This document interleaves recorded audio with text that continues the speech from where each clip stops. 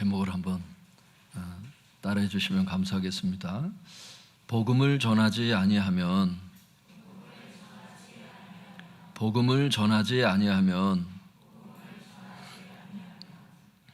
오늘 말씀은요, 복음을 전하지 아니하면, 이런 제목으로 하나님의 말씀을 전하도록 하겠습니다. 고린도전서 9장 16절 같이 읽어보겠습니다. 시작. 내가 복음을 전할지라도 자랑할 것이 없음은 내가 부득불 할 일임이라. 만일 복음을 전하지 아니하면 내게 화가 있을 것이로다. 16절은 말씀하십니다. 원문을 살려서 이제 번역을 하면 이렇게 됩니다. 내가 복음을 전한다고 해서 그것이 자랑거리가 될 수는 없다. 전도를 내가 한다고 해서 자랑거리가 될 수가 없다는 거예요. 왜냐하면 내가 마땅히 해야 할 일이기 때문이다. 만일 내가 복음을 전하지 않는다면 내게 화가 미칠 것이다. 여기서 사도 바울은 두 가지를 말씀하십니다. 첫째는 내가 복음을 전한다고 해서 그것이 자랑거리가 될 수는 없다고 말합니다. 왜냐하면 내가 마땅히 해야 할 일이기 때문이라는 것입니다. 이것은 성경적으로 맞는 말씀입니다. 주님께서는 일찍이 제자들에게 말씀하셨습니다. 너희는 온 천하에 다니며 만민에게 복음을 전파하라. 이처럼 전도는 주님께서 모든 믿는 자에게 주신 사명이기 때문에 전도한다고 해서 그것이 자랑거리가 될 수는 없습니다. 또한 누가복음 17장 9절에서 10절에 이렇게 말씀하셨습니다. 명한 대로 하였다고 종에게 감사하겠느냐. 주님께서 어떤 것을 명령하시죠? 전도해라. 전도를 했어요. 우리는 주님의 종들이라 그러시잖아요. 명대로 하였다고 종에게 감사하겠냐는 거예요. 종이 어떤 마음, 어떤 심정 가지고 주님을 대해야 될지를 이제 얘기를 하는데, 명한 대로 하였다고 종에게 감사하겠느냐. 이와 같이 너희도 명령받은 것을 다 행한 후에 이르기를 뭐라고 얘기해야 되느냐. 우리는 무익한 종입니다. 우리가 하여야 할 일을 한 것뿐입니다. 이렇게 말할지니라. 어떻게 주님께 대답을 해야 될지를 주님께서 가르쳐 주셨어요. 천국에서 이제 우리가 이 땅에서 사명 다 감당하다가 주님 앞에 갔을 때도 마찬가지일 거예요. 너는 뭐 어떻게 하다 왔느냐? 다 아시면서 물으시겠죠. 그때 주님께서 물어보실 때 종들이 그렇게 대답을 하라는 거예요. 나는 무익한 종입니다. 유익한 종이 아니라는 거예요. 무익한 종이라는 거예요.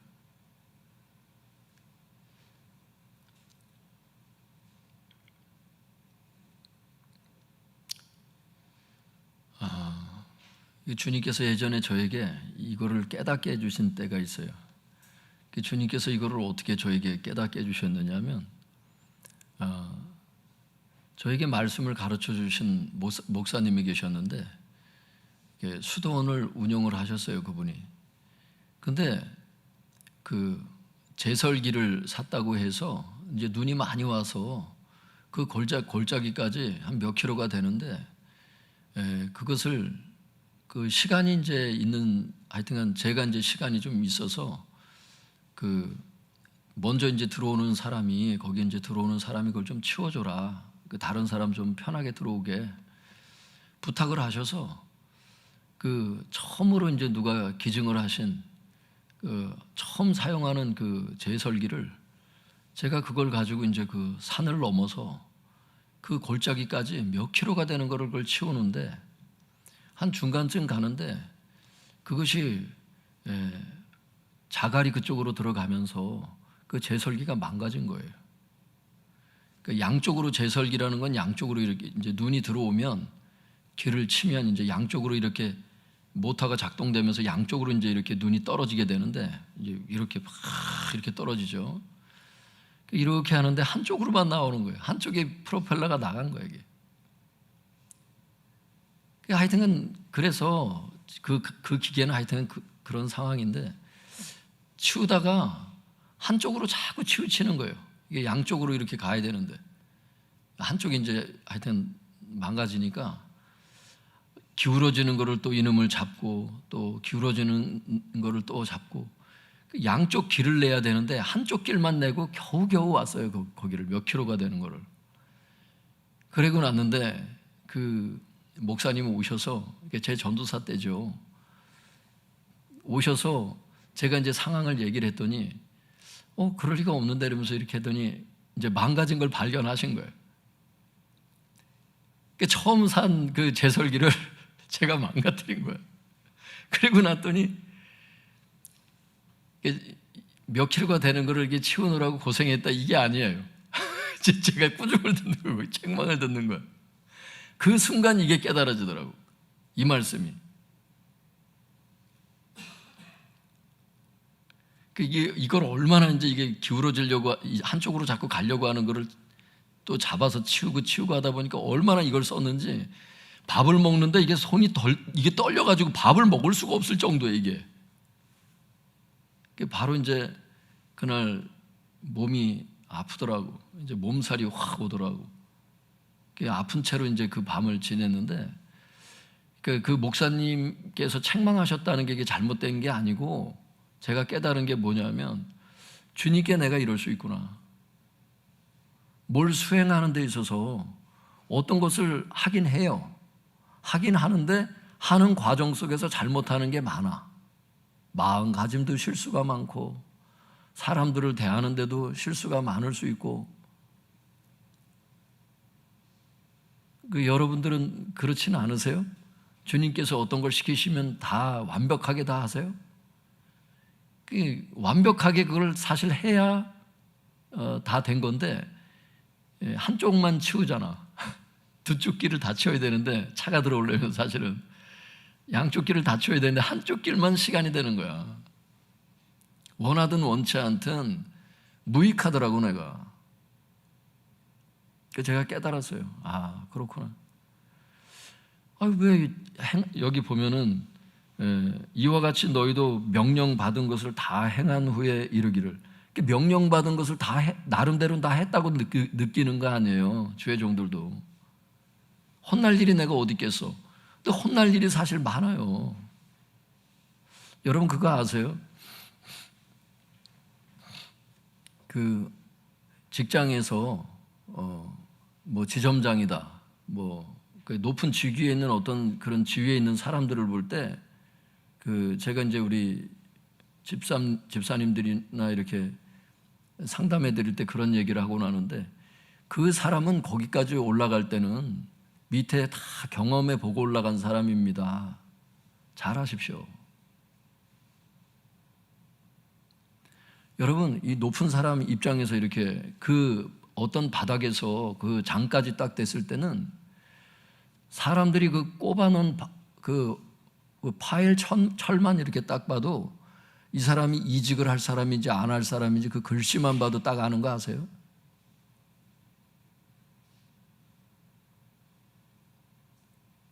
그 사람의 그 행동 거지 하나하나가 다 언어요, 응답이에요. 그게 다 반응 하나만 봐도 그 사람이 계속 있을 사람인지 나가려고 하는 사람인지 그냥 금방 알아. 제가 상담하러 오시는 분들한테는 꼭 그 얘기를 해요. 베드로가 얘기하지 않냐고, 까다로운 자들에게도 순복하라고 하는 것은 그래서 그래. 나름대로 흠이 있지. 근데 여러분 그거 아세요? 육신의 상사들도 사람들을 딱 보면 알고 꾸짖을 게 많이 있어. 근데 하나님의 그 영광의 눈동자에 보인 우리의 모습이 예수님 보혈로 말미암아 덮어주시는 주님의 긍휼 때문에 그냥 넘어가는 게 많지, 사실 하나하나 따지면요 실수하는 게 얼마나 많은지 몰라요. 우리가, 목사인 저 자신부터가. 주님께서는 그러시는 거예요. 전도를 하는 거는 너희들 사명이다. 내가 너희들한테 부탁하지 않았니? 만민에게 복음을 전파하라고. 그러니까 자랑할 게 아니라는 거예요. 그냥 무익한 종입니다. 응? 전도가 잘 돼도, 어떤 명령이 수행이 돼도 그걸 결코 내 걸로 자꾸 바라보면 어떤 사람은 전도해놓고 자기 영혼을 잃어버리는 사람 있잖아요. 그래서 예전에 전도를 해놓고 남편 전도해놓고 자식 전도해놓고 자기가 신천지로 가더라고. 이런 경험들을 보면서 주님께서 무익한 종이라고 고백하라는 그 말씀의 의미를 제가 알겠어요. 끝까지 겸손해야 되는구나, 그 얘기예요. 좀 했다고 이렇게 난측을 하고 교회에서 헌금을 좀 하고 헌물을 해놓고 뭘 했다고 조금 이렇게 하다 보면요, 나도 모르게 자꾸 이게 마음이 스물스물 올라와. 처음부터 신천지 가려고 하는 사람이 어디 있겠습니까? 이단에 왜 빠지겠어요? 마음이 교만해질 때 그러거든, 그게.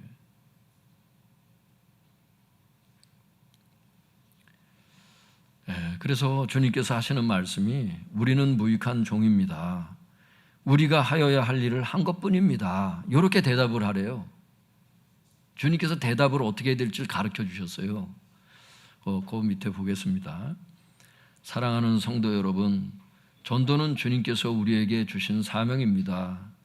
전도를 한다고 해서 교만해지지 마시고 더욱 겸손해져서 무익한 종이라고, 우리가 해야 할 일을 한 것뿐이라고 주님께 고백 드릴 수 있기를 바랍니다.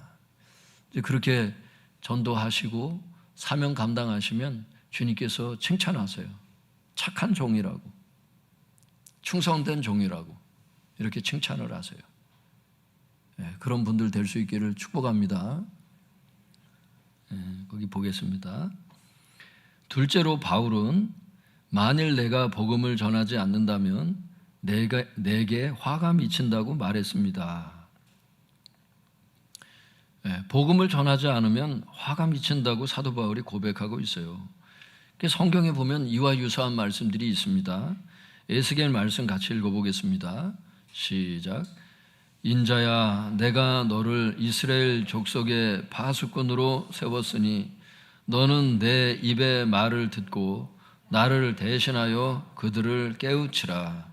가령 내가 악인에게 말하기를 너는 꼭 죽으리라 할 때에 내가 깨우치지 아니하거나 말로 악인에게 일러서 그의 악한 길을 떠나 생명을 구원하게 하지 아니하면 그 악인은 그의 죄악 중에서 죽으려니와 내가 그의 핏값을 내 손에서 찾을 것이고. 에스겔을 17절에 보면은 내가 너를 이스라엘 족속의 파수꾼으로 세웠으니, 에스겔을 하나님께서 이스라엘의 파수꾼으로 세우셨다는 거예요. 영적인 파수꾼이죠. 파수꾼은 보초병을 얘기를 하는 거죠. 나팔을 부는 거죠. 위기가 이제 닥쳤을 때, 적군이 쳐들어올 때 위기를 알려야죠. 나팔을 불러서 사람들을 권면하라는 거죠. 너는 내 입의 말을 듣고 나를 대신해서 그들을 깨우치라는 거예요. 이게 경고의 나팔이에요. 권면을 하는 거죠. 그대로 가면 지옥 갑니다. 교회 나가셔야 됩니다. 예수님 영접해야 됩니다. 그러니까 나를 대신해서, 하나님을 대신해서 깨우치는 사람들이 성도지요. 그러니까 네가 깨우치지 않았어. 말로 악인에게 일러서 그의 악한 길을 떠나 생명을 구원하지 않았어.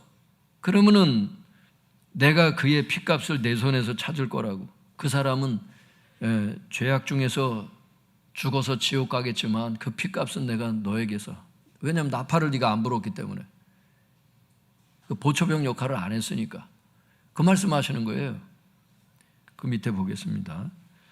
에스겔을 이스라엘의 파수꾼으로 세우셨던 주님은 교회를 이 시대의 파수꾼으로 세우셨습니다. 파수꾼의 임무는 위험이 닥쳤을 때 경고의 나팔을 부는 것입니다. 즉 사람들을 깨우치는 것입니다.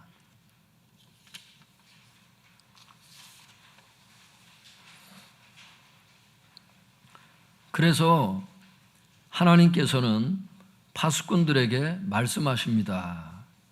17절, 18절 얘기가 결국 이 말씀이거든요. 나를 대신하여 사람들을 깨우쳐라.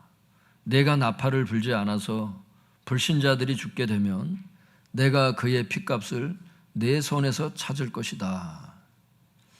요나는 니느웨로 가서 외치라는 하나님의 명령을 불순종하다가 하나님의 징계를 받았습니다.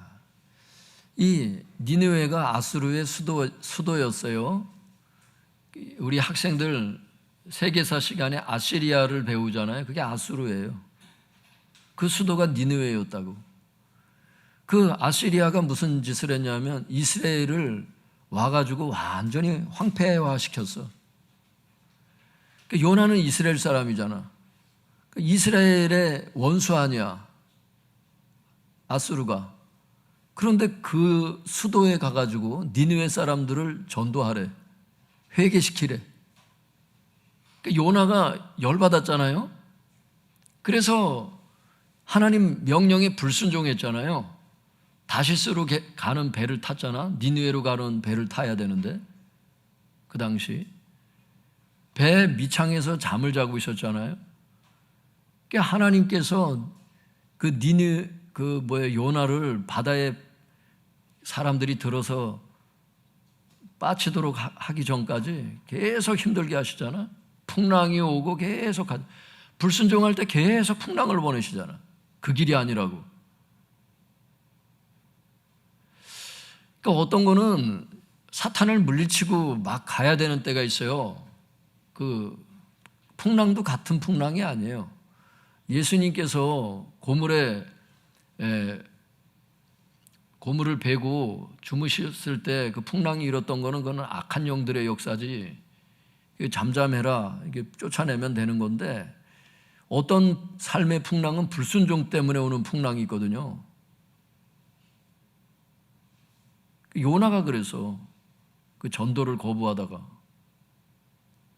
하나님께서 뭘 말씀하시면 그걸 가야 되는데 부담스러운 거야. 내 원수한테 전도를 하라니. 그러니까 우리나라 같은 경우는 일본으로 선교사를 가라 이러면은 사람들이 막 뒤집어지는 거예요. 또 일제 36년도 얼마나 우리가 고생을 했는데 일본에 가서 내가 선교사를 하고 그 영혼들을 살립니까? 이거하고 똑같은 거거든 지금.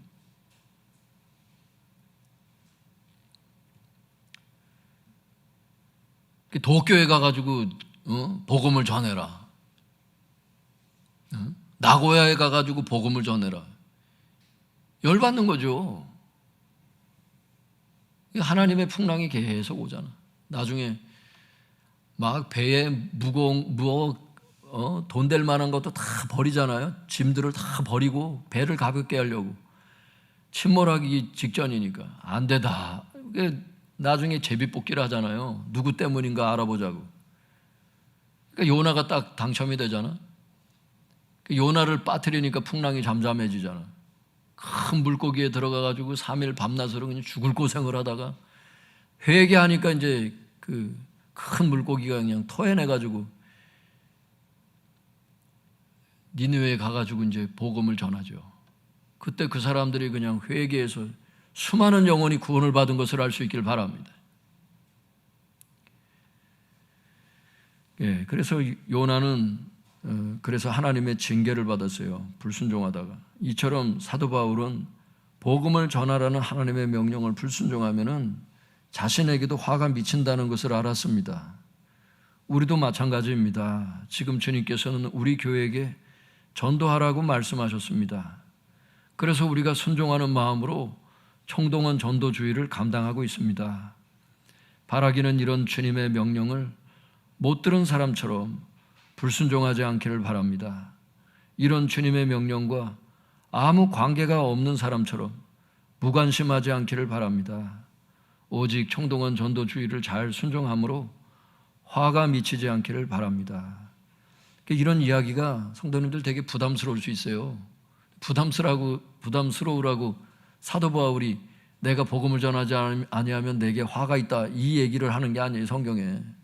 자기도 안 거야. 그거를 모르고 주님께 두들겨 맞으나 알고 두들겨 맞으나 알고서 하면 이제 더 큰 죄가 되긴 하지만, 여러분 성경에 보면 경고가 나와요. 경고가. 어떤 경고들이 있는데 복음 전하지 않는 것에 대한 경고가 나와. 복음서도 나와요. 문화 비유가 그거예요. 문화 비유 한 문화씩 다 생명을 한 명, 각 사람에게 예수님의 생명을 하나씩 한 문화씩 다 나눠주잖아요. 그랬을 때 문화를 어떻게 남겼는지 나중에 결산하시잖아요. 주인이 그 생명으로 어떻게 장사를 했는지, 너에게 주신 예수의 생명을 갖고 세상에 나가서 어떻게 네가 사람들을 살렸는지 그걸 주님께서 결산하시잖아요. 나중에.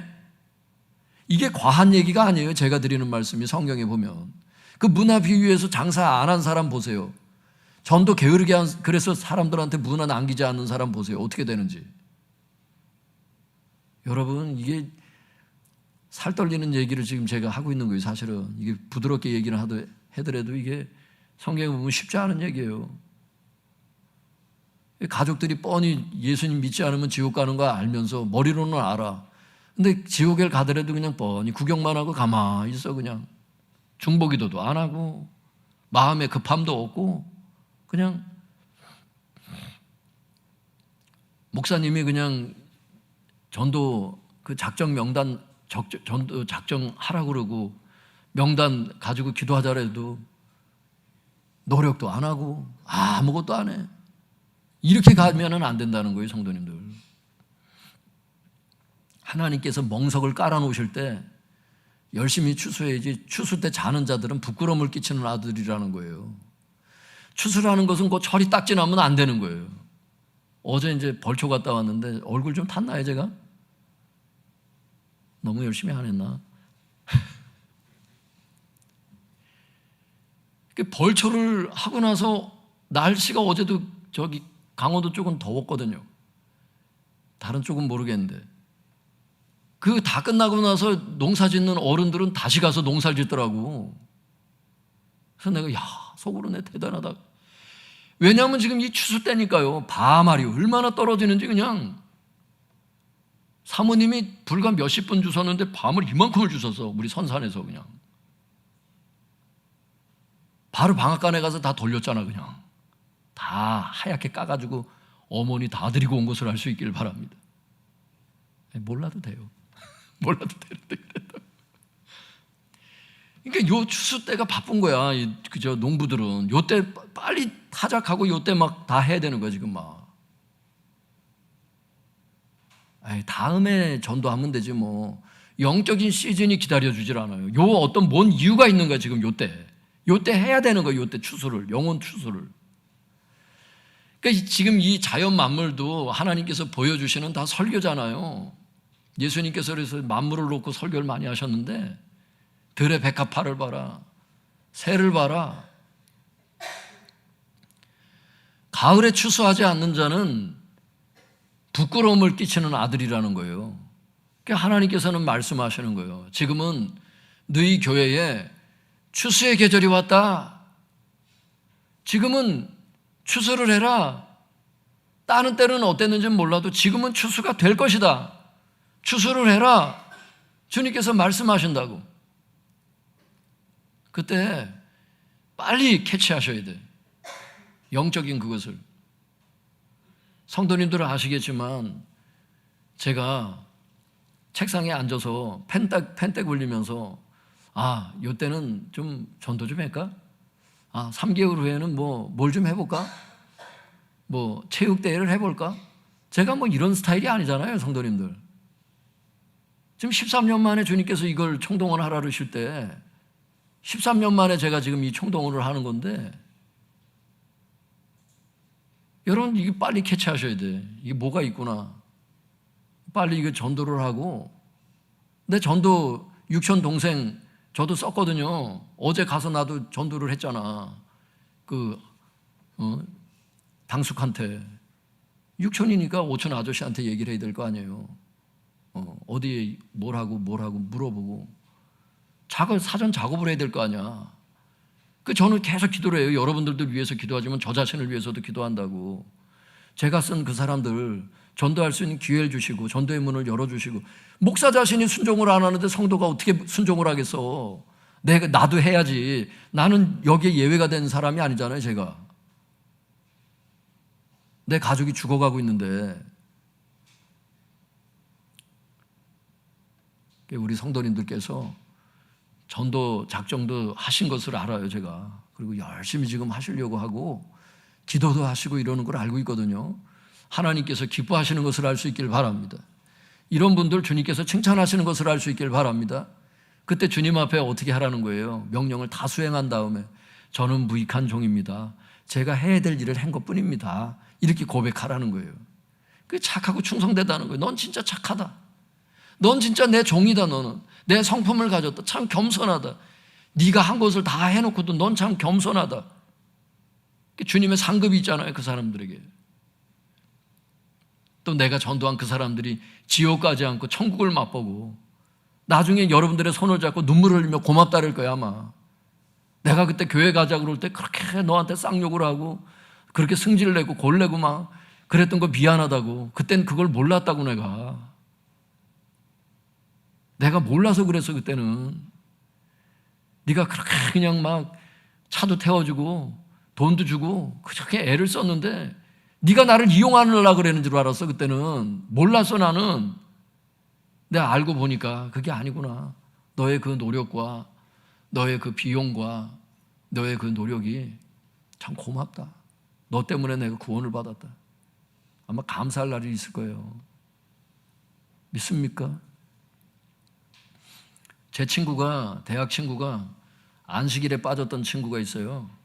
그래서 걔가 어머니부터 해가지고 그 집안이 다 안식교야. 다 이단에 빠져가지고 뭐였지 그게? 하여튼 이단인데 거기에 빠져가지고 그래. 그 대학교 때 하나님께서 그 친구를 전도하게 하셨어. 기숙사를 같이 썼는데 전도를 하게 하셨어요. 그 친구가 교회를 다니기 시작을 했어.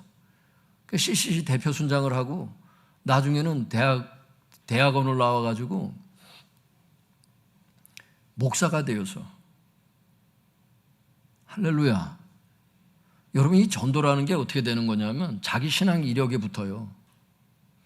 그 천국에 가서 이제 그 책을 보고 온 사람들의 말에 의하면 그냥 간증이니까 가볍게 들으세요. 성경에 있는 건 아니니까. 천국에 갔던 어떤 분의 그 간증을 들은 적이 있는데, 그 책에 있는데, 그분 책에 보니까 그런 얘기가 나왔더라고. 자기가 전도한 사람들 있잖아요. 그 전도한 사람들의 누구를 내가 전도를 했잖아. 이 사람이 예를 들어서 주님께 큰 어떤 업적들을 남길 수 있잖아요. 사역들을. 다 주님의 은혜지만 이런 것들이 다 자기 영광이 된대. 나중에 이 사람의 족보에 이게 다 딸려 있는 거야. 이 사람의 몫이더라고. 그게 결국엔 천국에 갔더니 그걸 경험해 보고 온 거야. 왜? 전도를 안 했으면 이 사람이 이렇게 안 됐잖아. 그 역할을 해줬기 때문에 천국에서의 그 상급이 있더라는 거예요. 전도는 전도로 끝나지 않아요, 성도님들. 내가 전도한 사람이 양육을 받아서 교회에서 봉사하고 또 이 사람들이 다시 영혼을 살리고 주님 나라에 큰 업적을 남기고 사역들을 감당하잖아요. 이 신앙 이력이 이 사람한테 다 붙더라고. 천국에서 여러분 상급이 반드시 있어요. 이 사람의 상급이 다 이 사람 상급이 돼. 믿습니까? 그게 다 그냥 영혼 구원으로 끝난다 이게 아니에요. 영혼 구원도 엄청난 거지만 그 사람이 살아 생전에 했던 그 신앙생활 전체가 다 그 영향을 받는다니까.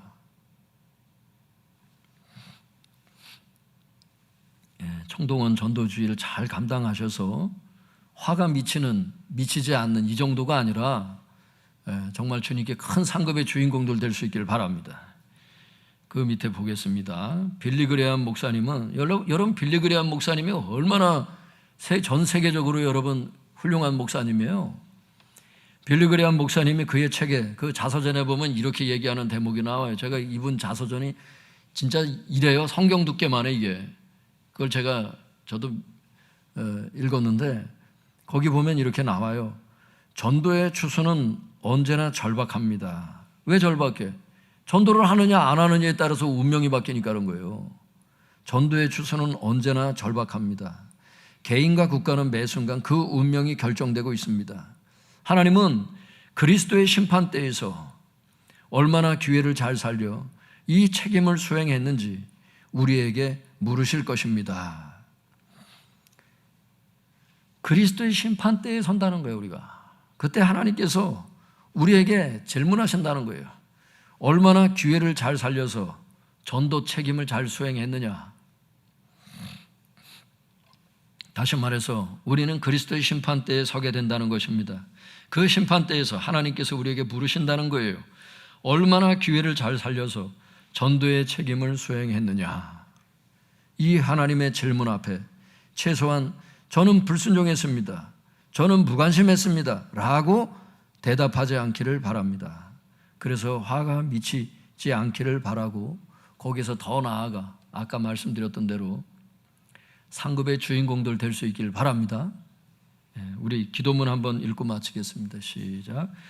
전도가 우리의 사명임을 알고 전도를 할 때 교만하지 말고 더욱 겸손히 전도하게 하소서. 전도하라는 하나님의 명령 앞에 총동원 전도주의를 잘 순종함으로 화가 미치지 않게 하소서.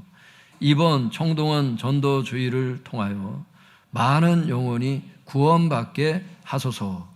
이 세 가지 기도 제목이 오늘 말씀을 들은 우리의 기도 제목이 되어야 되는 게 아닌가, 저는 이렇게 생각합니다. 성도님들, 이 기도 제목을 놓고 이 시간 기도하시고, 또 여러분들 지금 가족들이나 예수님 알지 못하는 친한 지인들이나 이런 분들부터, 가까운 분들부터 구원하세요. 그래서 그분들에게 정말 행복이 있길 바랍니다. 우리 주여 주여 세 번 부르짖고 통성해서 우리 기도하겠습니다. 주여